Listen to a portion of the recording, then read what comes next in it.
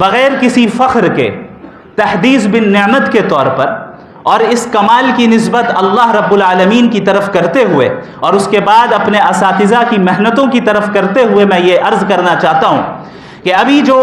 مناظرہ ہوا اس مناظرے کی ویڈیوز میں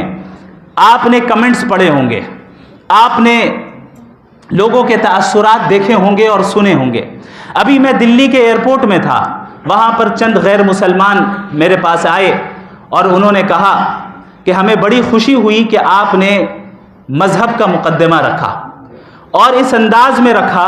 کہ ہمیں تعجب ہوا کہ کوئی مدرسے کا اسٹوڈنٹ بھی اس طریقے سے بات کر سکتا ہے۔ آپ ناراض نہیں ہوئے، آپ نے اس شخص کی شخصیت کا خیال رکھا،